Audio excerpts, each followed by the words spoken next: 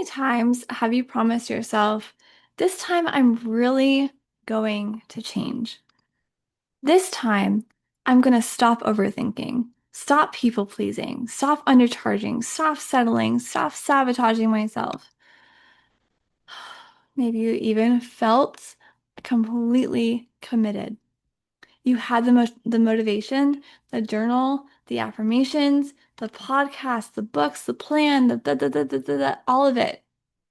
And for a little while, everything changed until one stressful week, one hard conversation, one rejection, one unexpected setback, and somehow you are right back in the same pattern.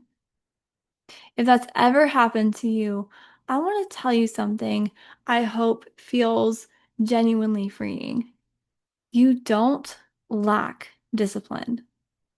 You're not lacking motivation, and you're definitely not lazy.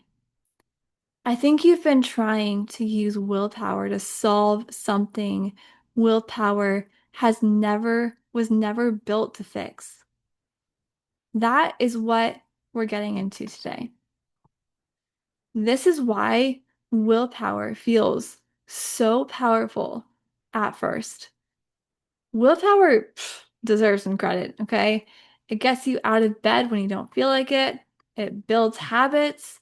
It helps you keep promises to yourself. It absolutely 100% has its place.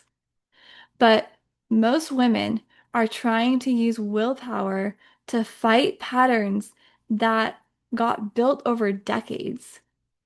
If you spent 30 years believing, I have to earn love, I have to make everyone happy, I can't disappoint people, do we really think repeating a new sentence for 21 days is going to erase 30 years of conditioning? Probably not. And that's not a failure. That's just how people work. Patterns become automatic. Have you ever driven somewhere and realized you don't even remember part of the drive? Like you got there safely, you stopped at all the lights, made the turns, you didn't run anything over, you didn't run anyone over, but your mind was somewhere else entirely. Like your brain, it just loves efficiency. And when something is repeated enough, it becomes automatic. The same thing happens emotionally. If you spent years apologizing for taking up space, your body doesn't stop doing that just because you've decided to be more confident. If conflict has never felt safe, you don't suddenly get comfortable setting boundaries because you've read a good book. Patterns get familiar, and familiar has a pull to it. And this is why repetition isn't always enough. There's a myth in personal development that if you repeat something enough, you'll believe it. And sometimes that's true, but repetition without emotionally integrating usually stays on that surface level. So someone picturing or repeating, I am worthy every morning and every afternoon, apologizing for existing, avoiding speaking up, accepting less than what she deserves, abandoning her own needs to keep everyone else comfortable. Which message do you think her mind and her body actually believe? The sentence she repeated or the life she's repeatedly living? Our actions build identity just as much as our thoughts do, sometimes even more. The subconscious learns through experience. Your subconscious doesn't primarily learn through information, it learns through that experience. A child doesn't need someone to sit them down and explain that they're not important. They learn it from being constantly ignored. A child doesn't need to be told that they have to earn love. They learn it if affection only shows up after achievement. Those experiences become conclusions, and those conclusions just really shape your adulthood. Not because they're true, but because they were repeated. So this is why you keep snapping back. Have you noticed change feels easy when life is calm and then hard when life gets stressful? That's because stress reveals your default patterns. When you're regulated, you can think clearly. When you're overwhelmed, you go back to what's familiar. That's why someone can spend months building confidence, and then one piece of criticism makes her question everything. It doesn't mean she lost her progress. It means an old pattern got triggered. And those are two very different things. Stop fighting yourself. This is probably the biggest thing I want you to take from today. Stop trying to overpower yourself. Think about how exhausting that actually is. Every day, convincing yourself not to feel what you feel, forcing confidence, silencing fear, trying harder and harder and harder. Your fear isn't the enemy. It's carrying information about what you have experienced, learned, survived.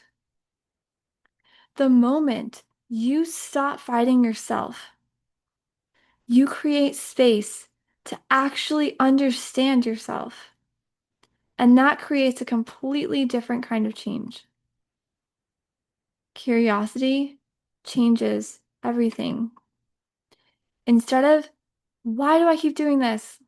Try, when did this pattern first become helpful? Instead of, what's wrong with me? Try, what has this behavior been trying to protect? Instead of, how do I stop? Try, what has this pattern been meeting? Can you feel the difference? One approach creates shame, and the other creates compassion. And in my experience, compassion is far more transformative than criticism. So, what actually creates lasting change? I don't think lasting change comes from forcing yourself into someone new.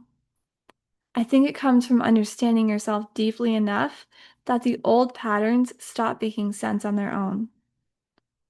You're not fighting your behavior anymore.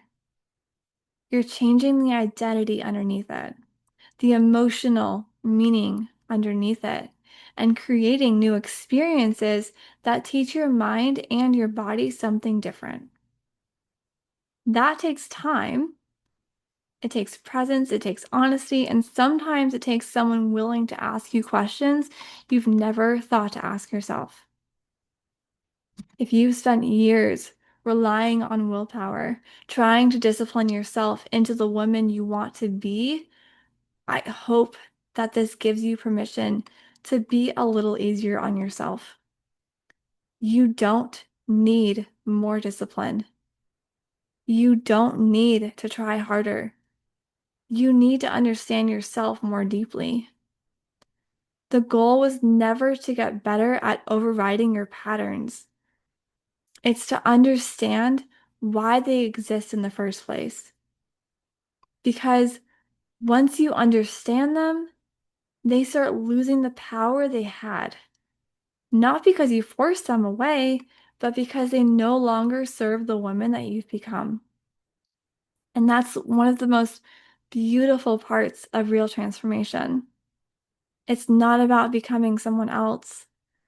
It's about finally feeling safe enough to be who you have already been all along. Thank you so much for spending this time with me. I would love to hear from you in the comments. What is one pattern you've spent years trying to change with willpower alone? And what shifted for you today? I will see you in the next one.